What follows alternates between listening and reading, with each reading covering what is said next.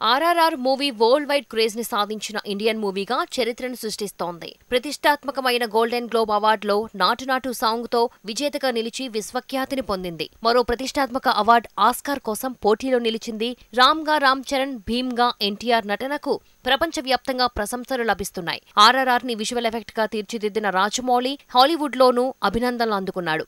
Best original score కేటగిరీలో నాటు నాటు సాంగుకి కీరవాణి గోల్డెన్ గ్లోబ్ ని స్వీకరించాడు. ఇలా ఆర్ఆర్ఆర్ ప్రపంచ సినీ దిగ్గజాలను ఆకట్టుకుంది.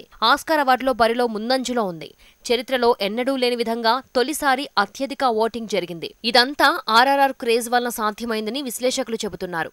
ఆస్కార్ బరిలో బెస్ట్ యాక్టర్ కేటగిరీలో నలుగురిని యుఎస్ఏ టుడే లైఫ్ అనే వెబ్సైట్ ప్రముఖంగా ప్రస్తావించింది. వారిలో ఎక్కువ ఓటింగ్ తో ఎన్టీఆర్ ముందంజలో ఉన్నారని తెలుస్తోంది. ఆ వెబ్సైట్ అంచనా ప్రకారం నెంబర్ 1 గా నిలిచిన ఎన్టీఆర్ కే ఆస్కార్ అవార్డు దక్కే అవకాశం ఉంది. ఇదే జరిగితే ఇండియన్ ఫిలిం ఇండస్ట్రీలో ఎన్టీఆర్ ఒక చరిత్ర సృష్టించిన స్టార్ గా నిలుస్తాడు. ఆస్కార్ ఫలితాలు జనవరి 24న వెల్లడి కానున్నాయి. ఎన్టీఆర్ ఎలాంటి చరిత్రను సృష్టిస్తాడో చూడాలి మరి.